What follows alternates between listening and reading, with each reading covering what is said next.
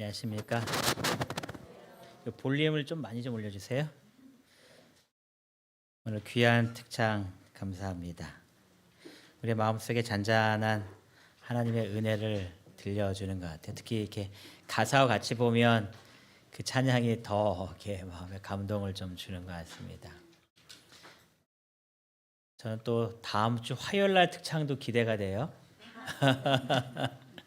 왠지 아십니까?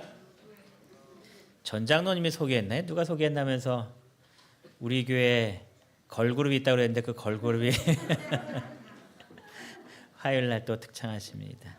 감사합니다. 이렇게 바쁘신 중에서도 하나님께 영광 돌리기 위해서 준비하시고 또 우리 지연 청년도 바쁜 일정 속에서도 귀한 또 특창 주셔서 감사합니다.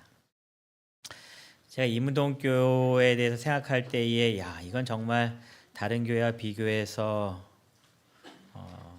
다른 거 말고 영적인 부분에 있어서요 거의 최고의 교회다라고 느끼는 것이 기도입니다. 제가 예전에도 한번 말씀드렸죠. 제 기도문을 각각 하신 분들한테 받는 거는 조금 부담을 드릴 것 같아서 제가 그거를 못 하고 있다가 제가 영광이한테 하나 부탁을 좀 했어요. 그게 뭐였냐면은 모든 기도를 음성 파일을 이렇게 타이핑할 수 있는 걸로 다 바꿔서 다 저장을 좀 해달라 했더니 그런 게 있더라고요. 그래서 여러분들이 기도하시면 그거를 전부 다 텍스트 파일로 지금 바꾸고 있습니다.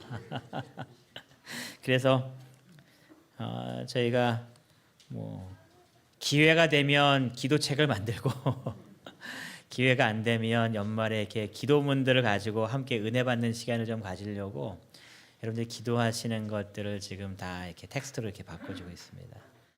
제가 기도를 들을 때마다 한편의 설교보다 더 훌륭한 기도가 이렇게 참 많이 이렇게 느껴지는데 그렇게 하고 있음을 기억하셔서 여러분들의 기도문이 나중에 이렇게 문서화될 때에 너무 놀라거나 이렇게 당황하지 않으셨으면 좋겠습니다.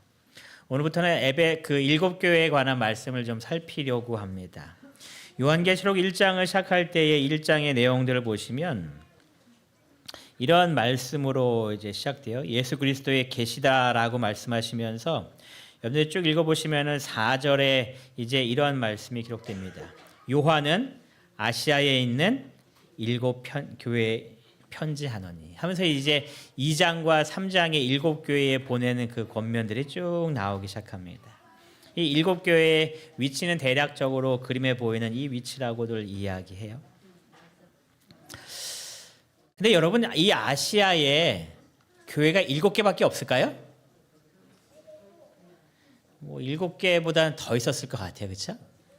근데 왜 7이라는 숫자를 사용했을까? 많은 교회들이 있을 텐데 교회마다 다 보내지 않고 대표적인 교회라고 얘기할 수 있지만 왜 꼭 7교회라고 이야기했을까? 여러분 성경에 7이라는 숫자가 많이 나올까요?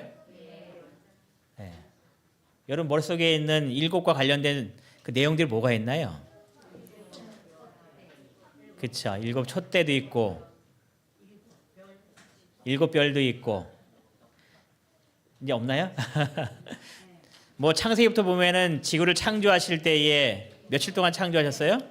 7일 동안 창조하시고 아마 그 창조 때문에 된 건지 몰라도 이 7은 하나님과 관련된 완전 숫자다라고 이야기하죠.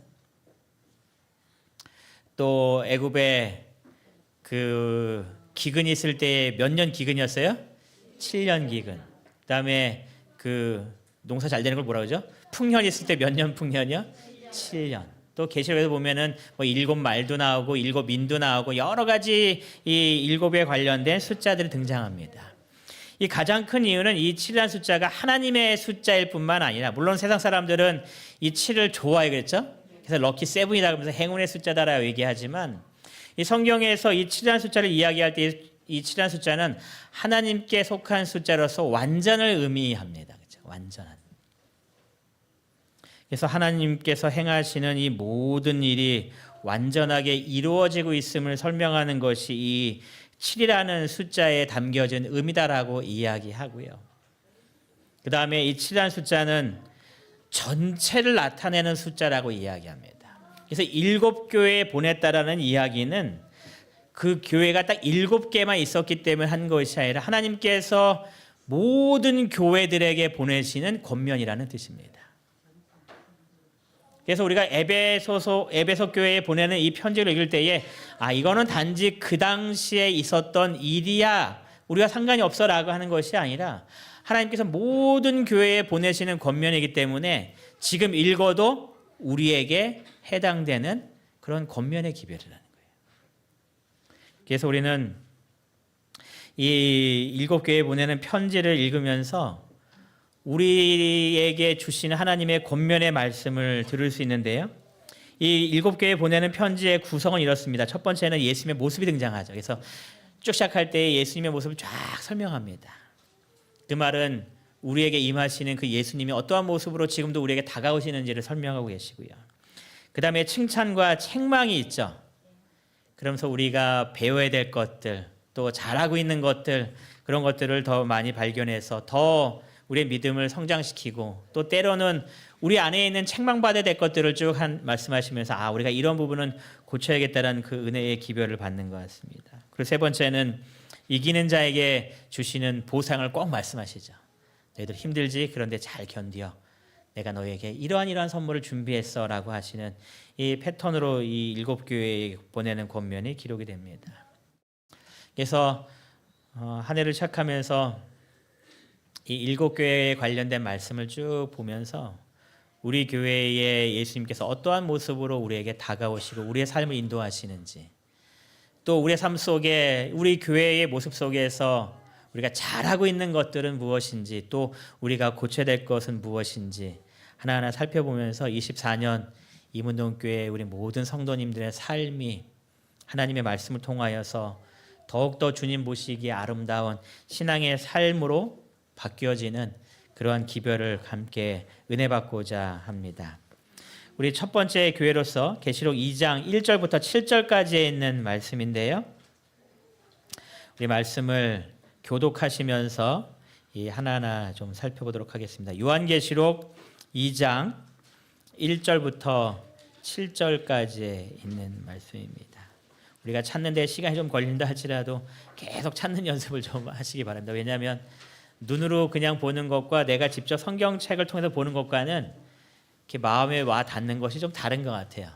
그래서 여러분들이 개인 성경책을 최대한 보시고, 그 다음에 줄칠 것도 줄도 쳐놓으시고 나중에 또 살펴보시면 더 많은 은혜가 있는 것 같습니다.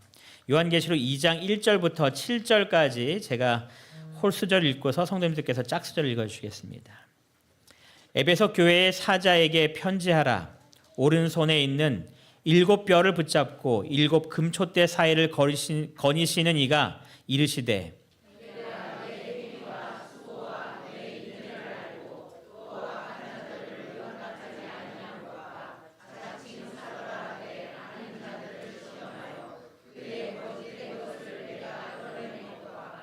또 내가 참고 내 이름을 위하여 견디고 게으르지 아니한 것을 아노라.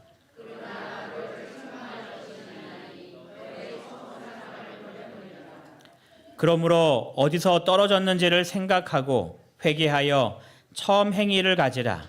만일 그리하지 아니하고 회개하지 아니하면 내가 내게 가서 내 촛대를 그 자리에서 옮기리라.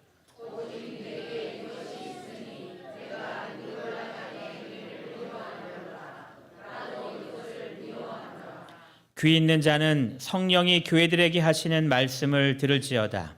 이기는 그에게는 내가 하나님의 낙원에 있는 생명나무의 열매를 주어 먹게 하리라. 아멘. 여러분, 생명나무의 열매를 되게 좀 드시고 싶으신가요? 좀 궁금한 게 있어요. 이게 도대체 무슨 맛일까 하는 그런 맛. 저는 신맛을 안 좋아하기 때문에 단맛으로 된 과일이 되지 않을까. 에베소 교회에 등장하시는 예수님의 모습을 이 두 가지의 모습으로 이해하겠습니다. 오른손에 있는 7뼈를 붙잡고 계시고, 또 두 번째로 7 금촛대 사이를 거니시는 분이시다라는 모습으로 예수님의 모습을 이야기합니다. 참 요한계시록의 상징적인 부분이 많이 있지만 다행히도 이러한 모든 부분들을 성경을 통하여서 다 이미 풀어놓으셨어요. 그래서 2장 1절에 나오는 이 예수님의 모습을 이해할 수 있도록 계시록 1장 20절에 일곱 별이 무엇인지 일곱 촛대가 무엇인지를 이미 설명했습니다. 여러분 다 아시는 대로 성경에 보니까 일곱 별은 뭐라고 설명하고 있어요? 일곱 교회의 사자요. 여러분 사자라는 것은 지도자들, 하나님의 백성들을 이렇게 이야기하는 장면들입니다. 그래서 주님께서 오른손에 일곱 교회의 이 지도자들을 붙들고 계신다라고 이야기합니다. 이 지도자라는 개념은 목회자만 이야기하는 것이 아닙니다. 장로님만 이야기하는 것은 아닙니다. 교회를 이끌고 있는 모든 하나님의 지도자들을 이야기합니다. 또 일곱 촛대는 일곱 교회다라고 이야기해요. 모든 교회를 다 지금 주님께서 돌보시는 모습으로서 일곱 금촛대 사이를 거니시고 계시다라고 설명합니다. 하나님은 그 당시에 그 교회만 돌보시는 것이 아니라 모든 교회들을 돌보시는 관심의 대상의 모습으로서 이 교회를 설명하고 있는데요. 이 예수님께서 오른손에 일곱 별을 잡고 계시다라고 얘기하는데 이 오른쪽을 설명하는 성경의 내용들이 많이 있을까요? 이게 특별히 성경이 오른편을 강조할 때가 많아요. 그러다고 해서 밥은 무조건 오른손으로만 먹어야 돼. 그 개념은 아니지만 성경에 이 오른편이 갖고 있는 특별한 의미들이 좀 있습니다. 마태복음 25장에 보시면은 세 가지의 그 비유들이 나옵니다. 그래서 이 비유들에 대해서 열처녀의 비유, 달란트의 비유, 이 양과 염소의 비유에 대한 것들을 쭉 살펴볼 때에 이 세 번째 비유, 양과 염소의 비유를 보면 이렇게 표현합니다. 양은 오른편에 두고 염소는 왼편에 두라 하라 이렇게 말씀하세요. 그러면서 34절에 오른쪽에 있는 자들을 향하여 이렇게 이야기합니다. 그때의 임금이 그 오른편에 있는 자들에게 이르시되 내 아버지께 복받을 자들이여 나와 창세로부터 너희를 위하여 예비된 나라를 상속받으라. 즉 오른편에 있는 이 사람들을 하나님께서 구원하시겠다라는 그런 모습으로서 설명하십니다. 제자들이 예수님께서 십자가에 달려가신 이후에 많은 실망 가운데 있을 때 예수님께서 제자들에게 나타나십니다. 그리고 예수님께서 그들에게 뭐라고 얘기하세요? 오른편으로 그물을 던지라 이렇게 합니다. 이것은 예수님께서 베드로에게 처음 하셨던 그 장면이 아닙니다. 두 번째 나타나셨을 때의 부활 이후에 나타나셨을 때의 장면입니다. 그때 고기가 심히 많이 잡혔다고 되어 있어요. 얼마인지 세봤는데 몇 마리라고요? 153마리. 그래서 모나미 볼펜 그 사장이 막 이렇게 여러 가지 힘든 가운데 있을 때에 마지막 하나님께 기도하면서 만든 것이 모나미 153 볼펜이라고 이야기하죠. 예수님께서 말씀하실 때에 배 오른편으로 던져라 이렇게 이야기합니다. 왜 오른편으로 던지라고 했는지 시대소망은 이렇게 설명합니다. 예수께서 그들에게 배 오른편에 그물을 던지라고 명하신 것은 한 가지 목적이 있었다. 그 편 해변에 누가 계셨다고요? 예수님이 계셨다. 그래서 그 오른편을 뭐라고 설명하는 거예요? 믿음의 편이었다.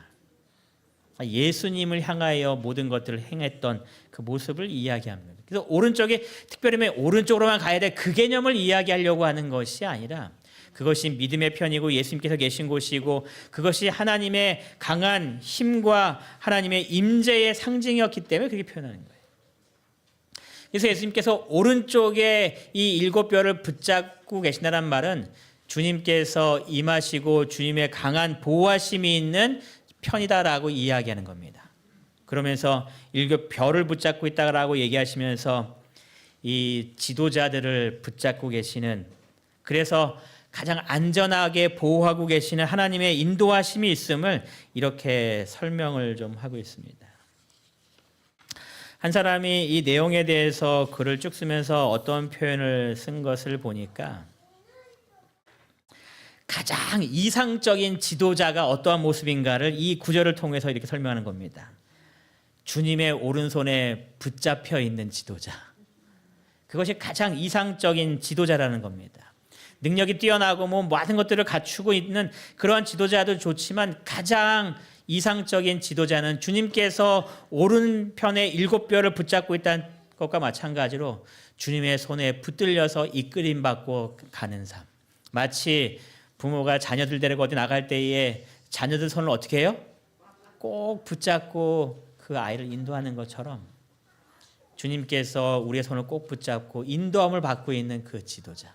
그것이 가장 이상적인 지도자라고 이야기하는 겁니다. 주님을 따라가고 주님이 이끄시는 대로 순종하며 나아가는 그러한 사람들. 그래서 사도행적에 보시면 이러한 표현을 하고 있습니다. 당신의 종들도 그러하다. 제가 앞에 구절은 좀 뺐는데요. 그들은 당신의 수중에 있는 도구에 불과하며 그들이 성취하는 모든 선은 어떻게 이루어진다고요? 당신의 능력을 통하여 이루어진다. 이게 하나님께서 붙들고 있는 삶이라고 이야기하는 겁니다. 여러분, 우리의 삶 속에 내가 무언가를 이루고 있다고 생각하는 것은 대단히 큰 착각이라는 겁니다. 하나님을 모르는 사람도 자기가 이 일을 이루고 있다고 생각하지만 그 모든 것들을 이루게 하시는 분은 하나님이시라는 겁니다. 그래서 이 9절 이전에 보면 어떠한 얘기를 하고 있냐면은 하늘의 별들은 그분의 지배 아래에 있다라고 하면서 하늘의 많은 별들을 이야기합니다. 그분께서 그들을 빛으로 채우신다. 별이 반짝반짝 빛나는 것은 그 별이 빛날 수 있도록 주님께서 빛을 별에 공급하시기 때문에 가능하다라는 거예요. 그러면서 이렇게 이야기합니다. 그분께서 이렇게 행하지 않으신다면 그것들은 떨어진 별들이 될 것이다. 이 세상 모든 것들은 주님께서 주시는 능력을 통해서 이루어지고 있다는 겁니다. 내가 무언가 대단한 것들을 이뤄냈다고 한다면 그것은 내가 한 것이 아니라 하나님의 능력을 통하여 이루어지고 있음을 항상 잊지 말게 되시기를 간절히 바랍니다. 그래서 주님의 손에 붙들린 사람들의 모습을 이렇게 이야기해요. 9주께서부터 같이 읽겠습니다. 시작. 9주께서 아버지를 바라보신 것처럼 그들이 그분을 쳐다본다면 그들은 그분의 사업을 행할 수 있을 것이다. 그들이 하나님을 그들의 의지로 삼을 때에 그분께서는 세상을 비출 당신의 빛을 그들에게 주실 것이다. 이것이 주님의 오른손에 붙들려 있는 그 별들의 모습인 겁니다. 여기 앉아 계신 모든 분들이 주님의 오른손에 붙잡힌 별들로서 주님만 바라보시고 주님을 의지하셔서 빛을 낼 수 있는 능력을 하나님께로부터 받으시는 모든 이문동교회 성도님 되시기를 간절히 바랍니다. 주님께서 7 금초대 사이를 이렇게 거니시고 계신다라고 이야기해요. 이것이 얼마나 은혜로운 표현인지에 대해서 화이트 여사가 이렇게 주석하고 있습니다. 그분이 그의 교회를 위해서 쉬지 않고 부지런히 일하시는 분이라는 사실을 예증한 것이다. 이렇게 주석하고 있어요. 끊임없이 교회들을 다 이렇게 살피시면서 마치 다 잠들었을 때에 야간에 불침범들이 안전한지를 살피기 위해서 이곳저곳을 다 다니는 것처럼 주님께서는 쉬지 않고 교회들을 다 살피고 계신다는 겁니다. 또 주석에 보면 이런 표현을 쓰고 있습니다. 왜 주님께서 이렇게 부지런히 살피시는가에 대해서 기록하면서 만일 촛대들을 인간의 손에다 맡겨두었더라면 이 불빛이 참으로 자주 펄럭이다가 꺼지지 않겠는가 이렇게 표현하고 있습니다. 교회가 인간의 손에 맡겨지면 위태위태할 수 있다는 겁니다.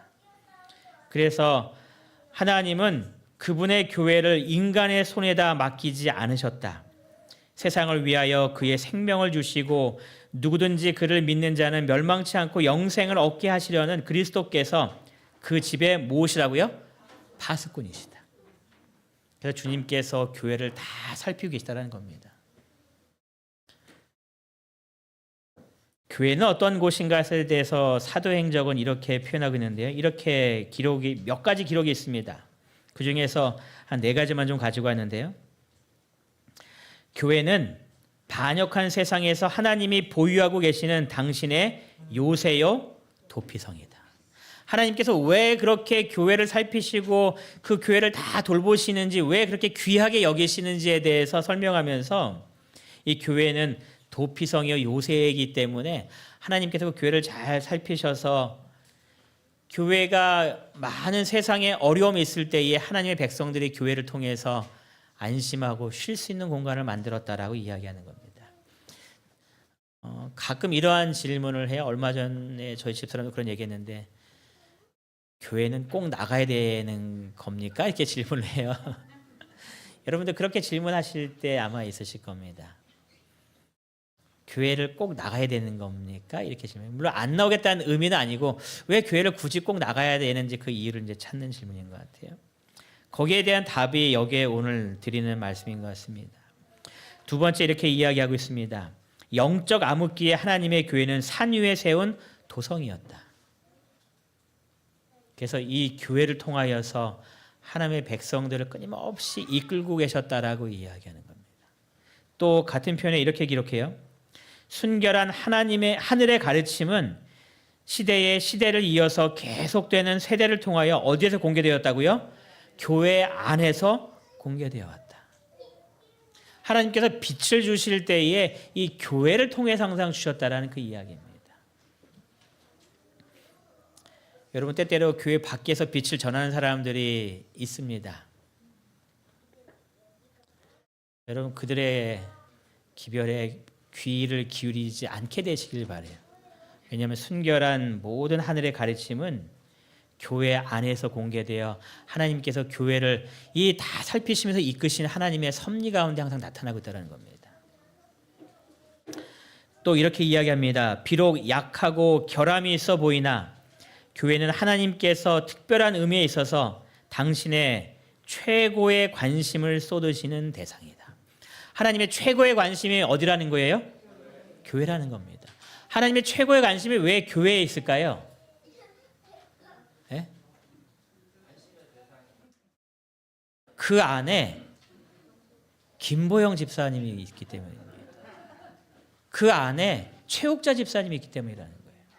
하나님께서 교회 건물 그 자체를 보시면서 참 예뻐 아름다워 귀에 이거를 보시려고 하는 것이 아니라 그 안에 있는 하나님의 백성을 모시기 때문에 뭐하게 여기신다는 거예요? 최고의 관심의 대상이라는 겁니다. 하나님께서 교회를 다 살피시는 겁니다. 하나님의 백성 한 사람 한 사람을 돌보시는 그 모든 모습들을 이야기하시는 겁니다. 여러분 하나님께서 우리를 이렇게 인도하고 계심에 항상 감사하시기 바랍니다.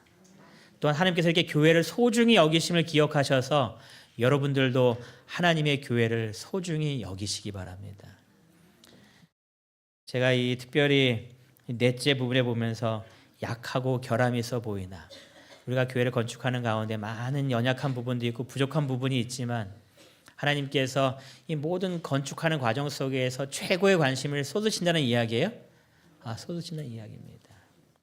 하나님의 최고의 관심의 대상이기 때문에 하나님의 성전이 분명히 하나님의 뜻대로 아름답게 완성될 수 있음을 믿음으로 끝까지 바라보시기 바랍니다.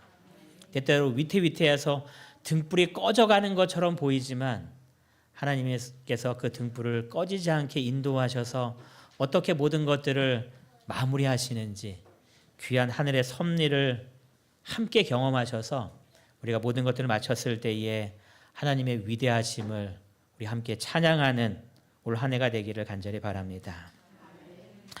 하나님께서 에베소 교회를 왜 그렇게 칭찬하셨는가? 이렇게 시작합니다. 내 행위와 수고와 모든 인내를 안다. 네가 무엇을 행했는지, 네가 얼마나 수고했는지, 네가 얼마나 잘 참았는지 내가 안다. 이렇게 얘기하는 겁니다. 어떠한 분이 이 부분을 이렇게 또 이야기를 하더라고요. 이 에베소 교회에 대해서 주님께서 다 안다라는 장면을 보시면서 이렇게 설명했습니다. 세상 사람이 잘 들어보세요. 세상 사람들이 모두 다 나를 기억해 줘서 행복해도 하나님께서 나를 기억하지 못하시면 어떠한 사람일까요? 이 사람은 불행한 사람입니다. 이렇게 표현합니다. 그리고 또 말하기를 그러나 이 세상 사람이 다 나를 몰라줘도 하나님께서 나를 알아주시면 난 어떠한 사람이요? 행복한 사람입니다. 여러분도 이 글에 동의하십니까? 하나님께서 에베소 교회에게 말씀하시는 겁니다. 세상 사람들이 다 너의 수고를 몰라주고 인내를 몰라주고 네 행위를 다 몰라주고 네 마음에 서운하겠지. 그런데 나는 다 알고 있어. 이렇게 얘기한다는 겁니다. 여러분의 삶 속에 항상 주님께서 나의 모든 것들을 알고 계시고 그 모든 것들을 주님께서 하나하나 기록하고 계심에 주님께서 알고 계심에 항상 감사할 수 있는 여러분과 제가 되시기를 간절히 바랍니다. 여러분이 에베소 교회가 어떠한 행위를 하고 어떠한 인내와 어떠한 수고가 있었는가? 이 에베소 교회는 이 소아시아 지역에서 가장 번화했던 지역이라고 이야기합니다. 항구와 같이 연결되어 있는 도시였기 때문에 많은 무역상들이 지나가는 그런 길이었다라고 이야기해요. 그러니 모든 것들이 풍부한 지역이었습니다. 그래서 이 에베소 지역을 어떻게 이야기하고 있냐면은 이 로마 시대의 가장 중요한 도시 중에 하나로서 이 에베소를 이렇게 택하게 됩니다. 상업적으로 정치적으로 가장 큰 도시가 바로 이 에베소 지역이었다라고 이야기해요. 그러니까 모든 물질이 풍부했을 뿐만 아니라 많은 상인들이 오가고 하면서 무엇도 많이 들어왔냐면 여러 가지 신들이 많이 이렇게 들어오게 돼요. 그래서 이 신이 이 아데미 신전입니다. 여러분들이 사도행전 19장 읽어보시면 이 아데미어 하면서 이렇게 사람들이 바울이 전도할 때 했던 그 모습들을 이야기하시는데 그 아데미 신전이 저 모습이라고 이야기해요. 왼쪽에 있는 기둥만 서 있는 것은 실제 지금 현재에 남아있는 모습들이고 이 반대편에 있는 것은 이것들을 감안해서 이제 그린 건데 이 아데미 신전이 얼마나 컸냐면 이 지붕까지의 최고의 이 지붕까지의 이 높이가 30m래요. 그러니까 기둥 자체가 얼마나 큰지 이해하시겠죠? 그리고 이 전체의 이 면적이 얼마나 되냐면 가로가 110m, 세로가 55m라는 겁니다. 축구장 사이즈입니다. 그러니까 이 신전이 작은 신전이 아니었다라는 거예요. 얼마나 사람들이 많은 다양한 신들을 섬겼는지 또 얼마나 많은 이교의 어떠한 모습들이 많았는지를 성경을 보면 이 구절에 등장합니다. 사도행전 19장 10절에 보면은 마술을 행하던 많은 사람들이 이 바울의 전도함을 듣고 또 바울을 통하여서 많은 사람이 치유되는 것들을 보면서 야 우리가 믿고 따르고 있는 것이 아무것도 아니구나 하면서 그 책들을 다 모아갖고 옵니다. 그리고 사람들 앞에서 다 불러요. 이거 전혀 의미 없는 것들이다 하면서. 그런데 그 책값을 계산해 보니까 은 5만이나 되더라 기록하고 있거든요. 근데 은 5만이나 되더라라는 이 금액이 얼마면 하루 그 한 달 월급을 100만 원으로 쳤을 때에 은 5만이나 되는 이 금액은 현재 가격으로 16억이라고 합니다. 그러니까 노동자가 하루에 한 달 일하는 가격을 100만 원으로 쳤을 때 노동자가 만약에 200만 원을 한 달에 받고 있으면 얼마가 돼요? 32억으로 올라가기 시작하는 겁니다. 그러니까 지금 책들을 모아서 다 불살르고 있는데 이것이 그냥 소복히 쌓이는 정도가 아니라는 겁니다. 많은 책들과 엄청나게 비싼 것들을 지금 다 태우고 있었다는 겁니다. 그러니까 얼마나 많은 그런 우상을 숭배하고 이교를 숭배하는 그러한 지역이었는지를 단편적으로 이해할 수 있는 부분이 이제 이런 부분들인 겁니다. 그런데 그곳에서 하나님의 복음을 전하고 있는 겁니다. 쉬웠을까요? 당연히 어려운 일이었겠죠. 그래서 내 행위와 내 모든 수고와 내 모든 인내를 안다. 이 수고라는 표현을 보니까 뭐라고 표현하고 있냐면은 땀을 흘리며 지칠 때까지 일해야 한다라고 표현해요. 그러니까 그들이 대충 일하는 것이 아니라 이 하나님의 복음을 위하여서 자기의 온 힘을 다하여서 일하고 있었다는 겁니다. 많은 핍박이 올 때에 그 핍박들을 다 참았다는 겁니다. 또 3절에 기록하기를 내가 참고 내 이름을 위하여 견디고 게으르지 않았다고 할 때에 게으르다라는 이 표현이 실제 우리가 이해하는 게으르다라는 표현이 아니고 이 표현은 뭐냐면은 피곤하다, 지치다 그런 뜻입니다. 그러니까 너무나 피곤해서 더 이상 일하지 못할 때에 이 표현을 한국말로 이렇게 번역하면서 바꾸기를 게으르다 이렇게 표현한 겁니다. 실제 게으른 표현이 아닌 거예요. 그러니까 그들이 참고 주님의 이름을 위하여 견디고 그들이 많은 일을 하면서도 지치지 않았다라는 겁니다. 주님을 위하여 모든 것들을 다 하면서도 그들이 지치지 않고 행했던 그 모든 모습들을 지금 칭찬하시는 겁니다. 네가 나를 위해서 그렇게 열심히 일하면서도 지치지 않고 끝까지 일들을 잘 감당하고 있구나. 여러분들도 이렇게 주님을 위해서 일하고 계십니까? 우리의 삶 속에 이러한 칭찬을 들을 수 있는 이문동교회 성도님 되시기를 바랍니다. 주님을 위해서 수고하고 계시고 주님을 위하여 일하고 계시고 인나고 계시고 주님의 이름을 위하여 모든 것들을 견디시고 또 일하지만 주님의 은혜를 공급받아서 지치지 아니하시고 그래서 주님께서 여러분들 볼 때마다 내가 너의 이러한 수고들을 다 안다라고 칭찬할 수 있는 귀한 은혜 받는 우리 주님께 영광 돌리는 성도님 되시기를 간절히 바랍니다. 이들에게 준 두 번째 칭찬은 이거였습니다. 악한 자들을 용납하지 않았다는 겁니다. 자칭 사도라 하되 아닌 자들을 시험하여 그의 거짓된 것들을 내가 드러냈다는 겁니다. 그러니까 얼마나 많은 이설들이 들어왔겠습니까? 특별히 니골라당의 행위를 미워한다라고 했을 때 이 니골라당은 버가모 교회에 있을 때 다시 한번 언급되기 때문에 이 시간 얘기하지 않지만 이 니골라당의 이 교훈이 많은 교인들의 삶을 어렵게 만드는 그러한 시대였던 겁니다. 그런데 이 에베소 교회는 그것들을 검증할 수 있는 교회였다는 겁니다. 말씀을 쫙 살피면서 그거 하나님의 말씀과 일치하지 않으면서 그것들을 거부하고 더 이상 받아들이지 않을 수 있는 그러한 성경의 지식을 갖고 있는 교회가 에베소 교회였다는 겁니다. 여러분 화요일 날 성서대학이라는 이름으로 쭉 성경을 공부하고 있을 때에 내용이 조금 힘들고 지치시더라도 여러분 거기 꼭 들으시고 말씀을 꼭 하나하나 살피시기 바랍니다. 그래서 우리가 말씀에 대해서 에베소 교회처럼 악한 자들을 용납하지 아니할 뿐만 아니라 거짓된 것이 들어왔을 때에 그것을 막아낼 수 있는 그러한 교회들이 되어야 됩니다. 여러분 마지막 때가 되면 이설들이 많이 들어올까요? 엄청 많이 들어올 겁니다. 코로나 때에 전에 있던 교회에서 어떤 부탁이 왔냐면 교회 단톡방이 있잖아요.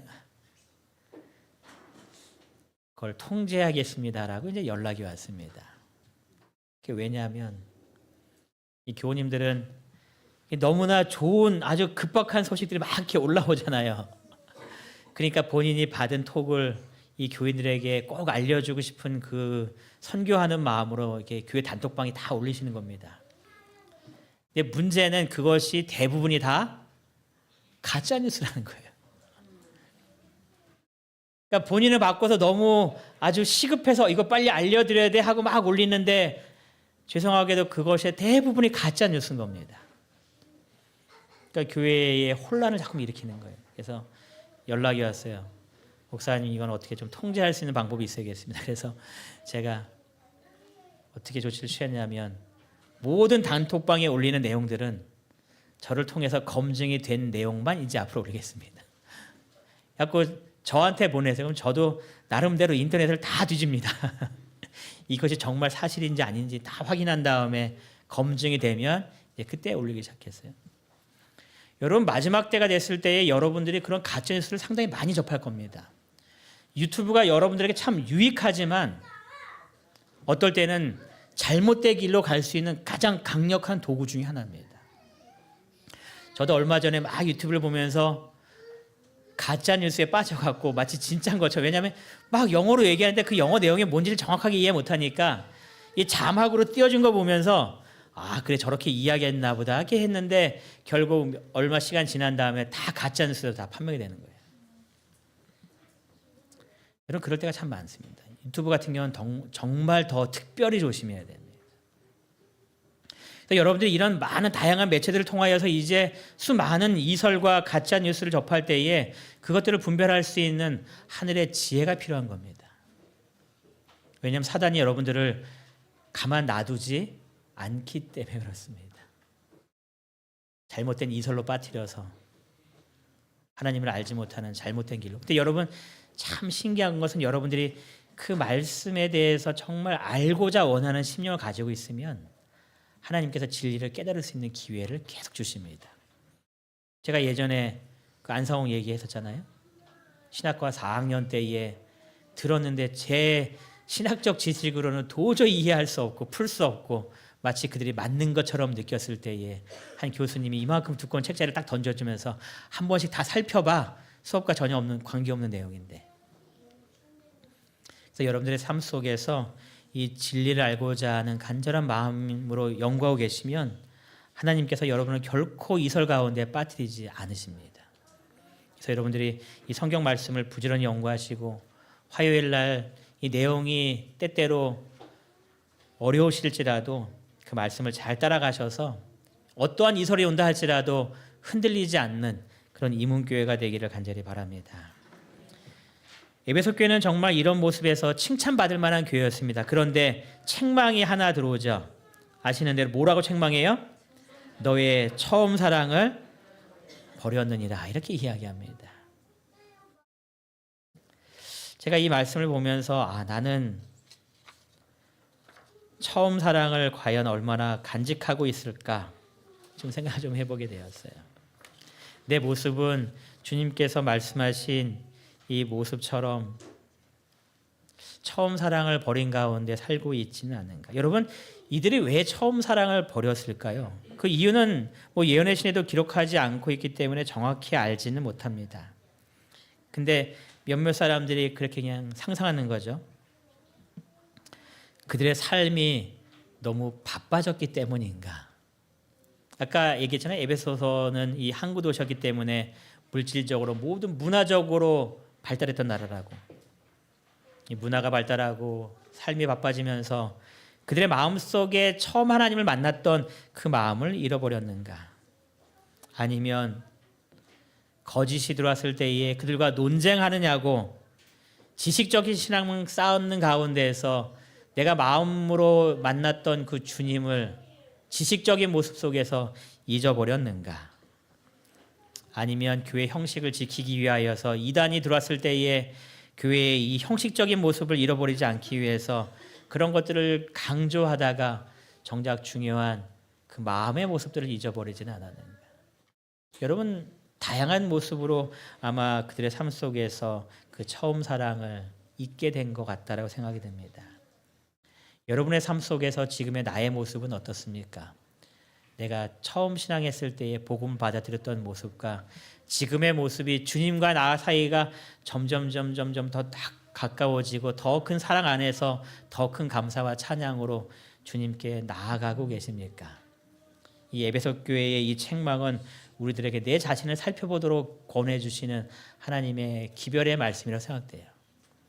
나는 지금 어떠한 모습으로 이 신앙 가운데 서 있는가?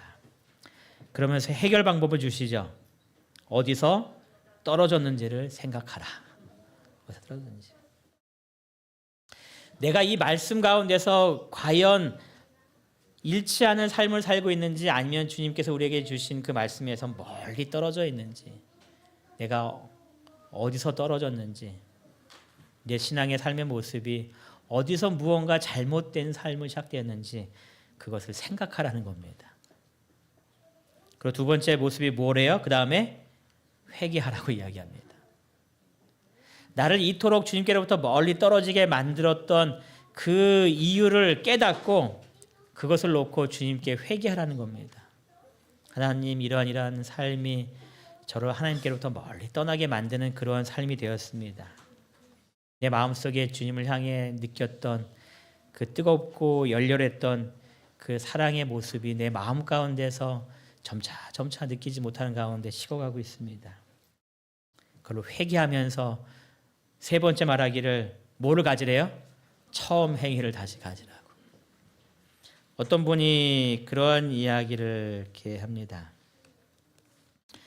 이제 초창기 목회 나왔을 때에 우연찮게 교회를 다니셨다가, 그러니까 제가 가고 있는 교회를 다니셨다가 쉬게 되는 한 20-30년을 쉬었던 교회를 우연히 다시 만났어요.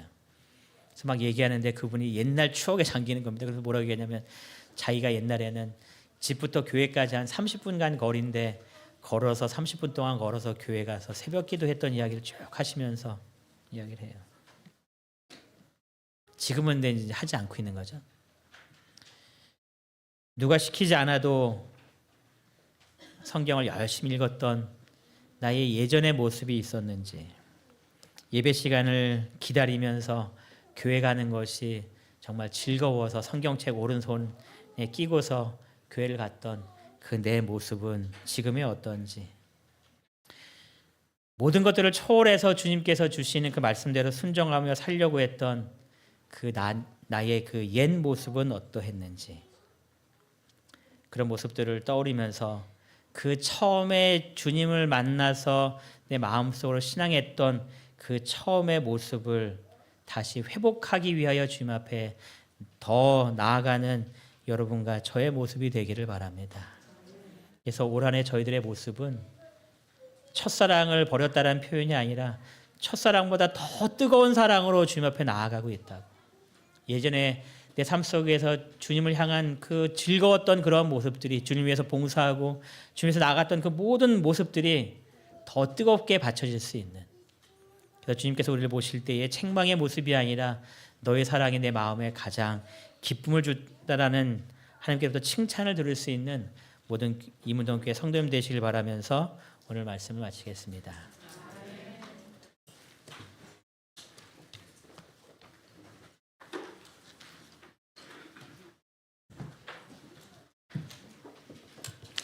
마치는 찬미는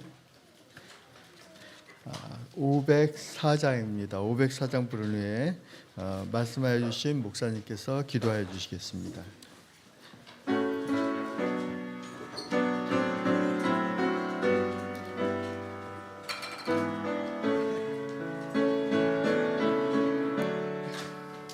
매일 매 순간을 살아갈 때 시련 속에 힘이 있다네. 우리 하나님의 말씀 믿어 걱정 근심 하나도 없네.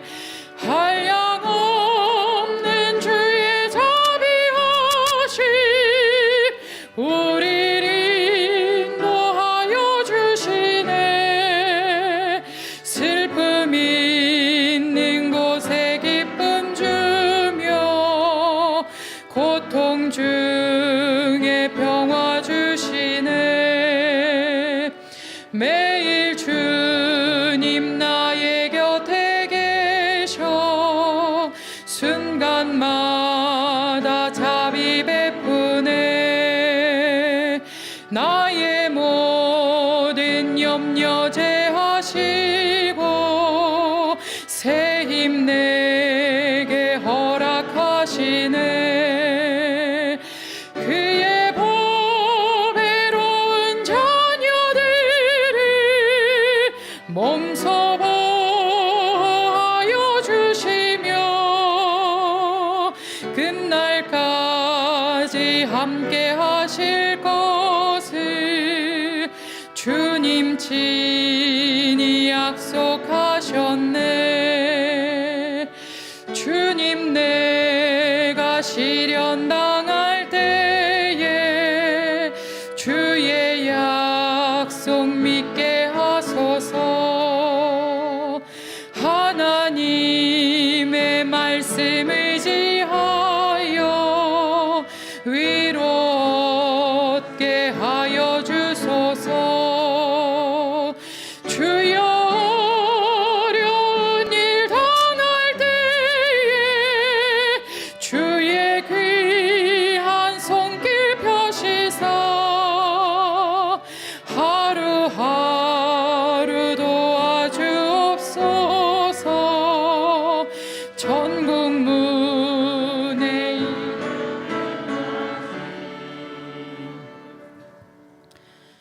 저희를 사랑하신 하나님 아버지, 주님께서 저희들에게 주셨던 그 큰 사랑을 깨닫고 주님 앞에 나아왔을 때에 저희들의 그 예전의 모습을 다시 회복하기 원하오니 주님, 저희들의 마음속에 주님의 더 큰 사랑을 더 깊이 깨닫고 더욱더 주님 앞에 나아가는 저희들의 모습 될 수 있도록 인도하여 주시옵소서.